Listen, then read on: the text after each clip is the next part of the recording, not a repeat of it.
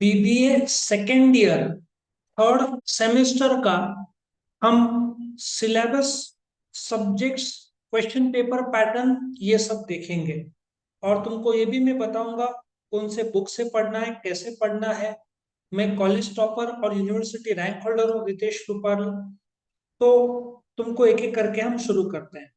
सबसे पहले तुम्हारा सीबीसीएस पैटर्न है, मतलब अभी मार्क्स के बजाय ग्रेडिंग आता है, राइट। तो जो 301 है, principle of human resource management. पहली बात तो ये स्पेशलाइजेशन वाला एचआर नहीं है। बच्चे लोग सोचते हैं कि ये एचआरएम का स्पेशलाइजेशन का, ये 301 फिनेंस लो या मार्केटिंग स्पेशलाइजेशन लो या एचआर लो, सबके लिए जनरल सब्जेक्ट है, स्पेशलाइज सब्जेक्ट नहीं है। सो ह्यूमन रिसोर्स मैनेजमेंट, इसमें बहुत सारे लोग फेल होते हैं। मेरा जो एक्सपीरियंस है एचआर में, काफी लोग फेल होते हैं क्योंकि इसमें बहुत सारे ऐसे कंसेप्ट है, जैसे human resource planning, performance appraisal, ठीक है ना। तो ये टेक्निकल टर्म्स है, ये तुम फेंक नहीं पाओगे। इसके job evaluation, job specification, job description, तो तुमको ये ठीक से करना होगा। तो 100 मार्क्स का सब्जेक्ट है, 70-30 पैटर्न रहता है। तो सवाल यह है कि कौन सी बुक्स पढ़ना। एक तो निराली पब्लिकेशन का लोग मैक्सिमम लोग पढ़ते हैं क्योंकि पतली रहती है, और एक Thakur publication. But Thakur publication थोड़ा डिटेल्ड ज्यादा रहता है। मैं एक और एडवाइस करूंगा, जब आप स्टडी करोगे तो सिलेबस के हिसाब से करना, क्योंकि कई बार टेक्स्ट बुक में ज्यादा दिया रहता है। ये जो सिलेबस है इसके अलावा भी एक्स्ट्रा पॉइंट्स दिए रहते हैं, एक्स्ट्रा क्वेश्चन दिए हो सकते हैं। तो तुम सिलेबस के हिसाब से कंटेंट स्टडी कर सकते हो। एचआर का खास करके जो सब्जेक्ट है, इसमें तुमको कंसेप्चुअल क्लैरिटी की जरूरत पड़ेगी, जैसे कि recruitment, selection, training, placement, induction, performance appraisal, ठीक है ना, मैन पावर प्लानिंग। ये सब कंसेप्ट भी बेस्ड है। तो इसमें जहाँ पे तुम फेंक नहीं पाओ, वहां पे ओवर कॉन्फिडेंस में नहीं आना कि लिख पाओगे इसको। ये स्टडी ओरिएंटेड सब्जेक्ट है। तो इसका जो पेपर पैटर्न दिया है, ठीक है ना, 25% का एमसीक्यू है, 35% शॉर्ट नोट से, 40% लॉन्ग आंसर से। सो 70 मार्क का पेपर आएगा। तो ऐसा सोच लो 15-20 मार्क का एमसीक्यू, कुछ शॉर्ट नोट्स रहेंगे, और करीबन बड़े क्वेश्चन रहेंगे, ठीक है। सप्लाई चेन मैनेजमेंट, ये पहले आई थिंक फिफ्थ सेम में था, फिफ्थ या सिक्स सेम में था, उसको पीछे लेकर आए लोग अगेन। ये जो सप्लाई चेन जो मैनेजमेंट है, ये मेरे ऐप में मौजूद है, सप्लाई चेन मैनेजमेंट। ये भी टेक्निकल सब्जेक्ट है क्योंकि इसमें बुलवेप इफेक्ट, ये सब मतलब ना। अब सप्लाई चेन क्या होता है, उसके पहले ह्यूमन रिसोर्स एक कंपनी में जो मैन पावर है ना, उनको अपॉइंटमेंट, उनको ट्रेनिंग देना, प्लेसमेंट करना, सैलरी, ये सब एचआर में आएगा। जबकि सप्लाई चेन, तुम अमेजन में देखते हो ना, 24 hours delivery, next day delivery, ये सब सप्लाई चेन का काम है। कि गुड्स बनने के बाद या रॉ मटेरियल खरीदते हैं, फैक्ट्री में आता है, कस्टमर तक पहुंचाने का जो प्रक्रिया है, इसमें तुम्हारा वेयर हाउसिंग भी आएगा, सब कुछ आएगा। और आजकल तो आईटी सब आ गया है इसमें। सो काफी इंटरेस्टिंग सब्जेक्ट है सप्लाई चेन मैनेजमेंट।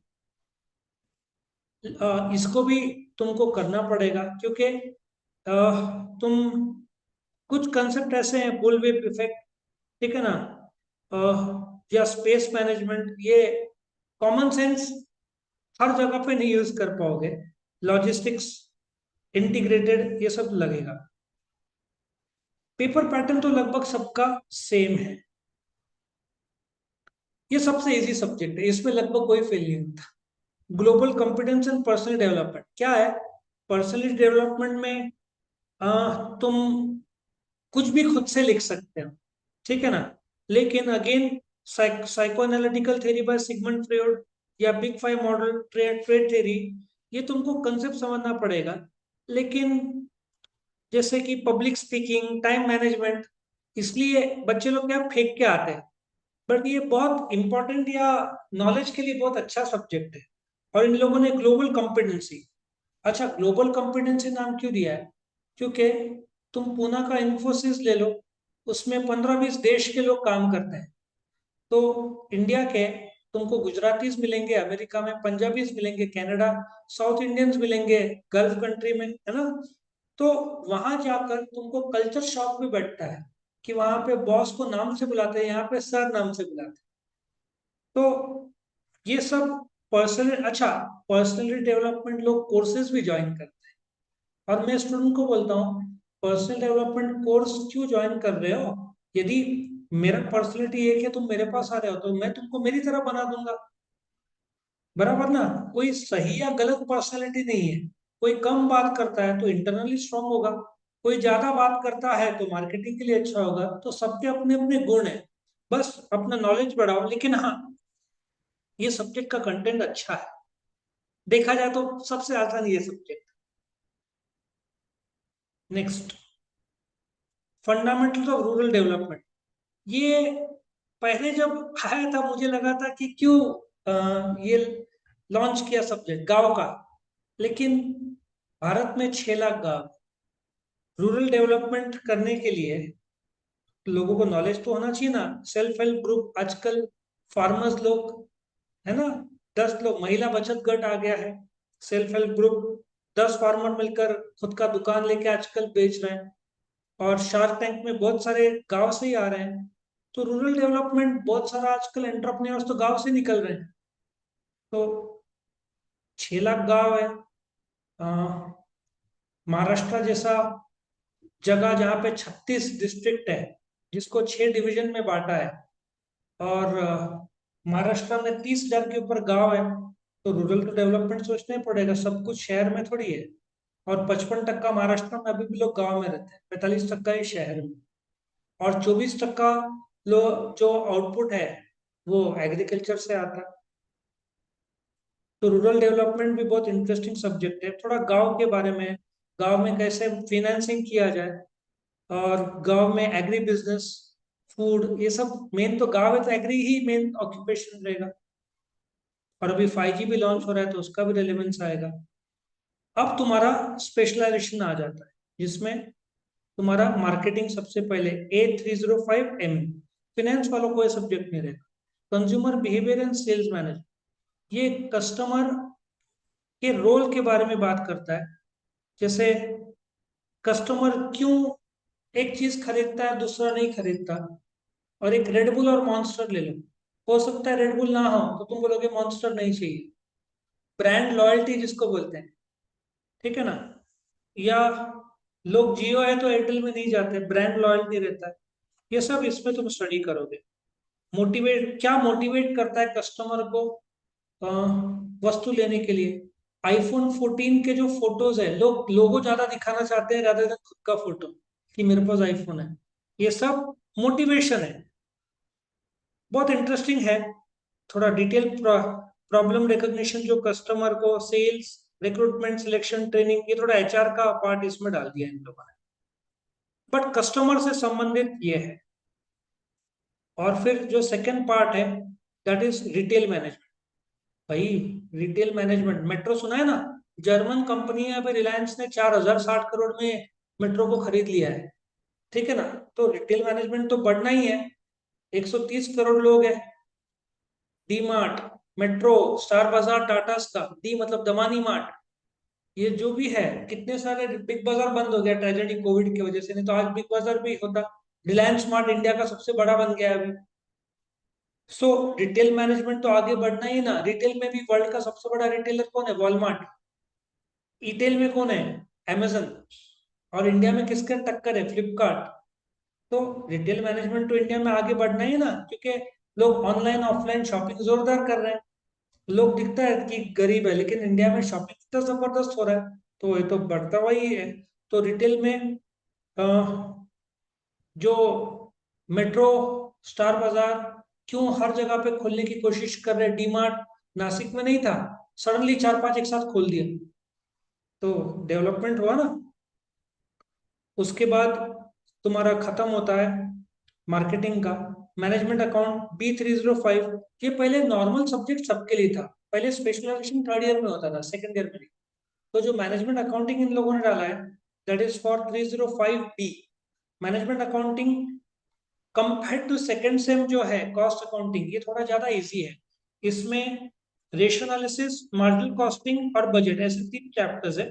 थियरी थोड़ा सा डीप ज्यादा कर दिया है इन लोगों ने, लेकिन इंटरेस्टिंग सब्जेक्ट है, इजी सब्जेक्ट है, पूरा प्रैक्टिकल सब्जेक्ट है। 3 इसके सम्स है। इसके बाद तुम देखोगे बैंकिंग और फाइनेंस, ये पूरा थियरी सब्जेक्ट है। इसमें बैंक्स, लोग बैंकिंग की नौकरी करना चाहते हैं, उनके लिए नॉलेज के लिए बहुत अच्छा है। 4 भाग है, एनईएफटी, आरटीजीएस, सब बैंक्स के बारे में, functions of bank, history of bank, सब आ जाता है। बहुत अच्छा सब्जेक्ट इन्होंने रखा है, पूरा थियरी, इसमें प्रैक्टिकल्स नहीं आता। और तुम जाओगे एचआर का स्पेशलाइजेशन में, ओबी, एमबीए में हम लोग को फर्स्ट सेमेस्टर में सब्जेक्ट होता था ऑर्गेनाइजेशन बिहेवियर, मतलब मोटिवेशन आ जाएगा, ठीक है ना, पर्सनैलिटी आ जाएगा। तुम देखो पर्सनल डेवलपमेंट में जो स्टडी करते हो, इधर वो थोड़ा जुड़ जाएगा personality. So motivation, value, attitude. So organisation behaviour मतलब कुछ ऑर्गेनाइजेशन में बहुत एग्रेसिव लोग रहते हैं, कुछ में कम रहते हैं, तो ये सारा इसमें आएगा। ग्रुप डायनेमिक्स, ग्रुप मोटिवेशन, सब ये स्टडी किया जाएगा ओबी में। थोड़ा लोगों को बोरिंग भी लगता है सब्जेक्ट ये, हमें को तो एमबीए में बहुत बोरिंग लगता था ये, लेकिन बहुत इंटरेस्टिंग अभी लगता है after so many years of teaching. और फिर उन लोगों ने legal aspects in human resource रखा है, जो कि डीएसी जो बोलते हैं ना, इसमें वेज और सैलरी एडमिनिस्ट्रेशन, ये थोड़ा जो एचआर के कायदे हैं, जैसे कि वर्कमेंस कॉम्पनसेशन, कोई वर्कर की डेथ हो गई तो कंपनी में काम करते हुए तो उसको भरपाई देना पड़ता है कंपनी, या ग्रेचुटी, जिसने 5 साल का नौकरी किया है तो as a thanksgiving gratuity देना पड़ता है। वेज और सैलरी के भी अपने कायदे हैं, कम से कम उस 213 रुपए से कम दे नहीं सकते। उसमें क्या क्या आएगा, बेसिक, डीए, बोनस, कमीशन, ये सब सब इसमें तुमको आएगा। और उसकी भी टाइमिंग्स है अलग अलग। आजकल सेक्सुअल हैरेसमेंट ऑफ वुमेन भी आ गया है, कि बहुत सारे कंप्लेंट वुमेन में, वुमेन को दिक्कतें होते हैं। तो मैं एक बैंक में गया था, वो दिन एकदम सन्नाटा, एक जन ने बोला किसी और, अच्छा, किसी ने सीक्रेटली कंप्लेंट कर दिया था, तो बैंड बज गई थी बैंक की। तो आजकल बहुत स्ट्रिक्ट हो गया है इस मामले में, ठीक है। सो ये फंडामेंटल ऑफ सर्विस, सर्विस भी एक स्पेशलाइजेशन है।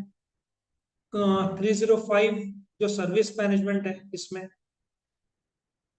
आज लेकिन सर्विस बहुत कम लोग लेते हैं, ये बात सही है, लेकिन अगेन जो अपना सर्विस सेक्टर है, 60% आउटपुट जो देश का है वो सर्विस सेक्टर देता है। और principal and function of service management, ये भी एक है। कोई इसमें कस्टमर लेकर आए, कस्टमर सेटिस्फेक्शन जो कि मार्केटिंग की तरह है, सर्विस है तो कस्टमर है। फिर आउटसोर्सिंग, अच्छे अच्छे कंसेप्ट लाए इन्होंने। और agriculture and Indian economy, 6 lakh गांव है इंडिया में। एग्रीकल्चर में 45% लोग काम करते हैं, 13% नेशनल इनकम में कंट्रीब्यूट करता है। सो एग्रीकल्चर के बारे में, उसका मार्केटिंग, एग्रीकल्चर कर्जा, इकोनॉमिक डेवलपमेंट। आज़ादी के बाद तो सिर्फ 65% कंट्रीब्यूट करता था, वक्त के साथ साथ कम होते गया। तो ये भी एक इंटरेस्टिंग कंसेप्ट है एग्रीकल्चर का। उसमें रूरल डेवलपमेंट, मतलब एग्रीकल्चर है तो गांव का डेवलपमेंट होगा, तो एग्रीकल्चर का ऑटोमेटिक होगा ना। तो ये सब टॉपिक है।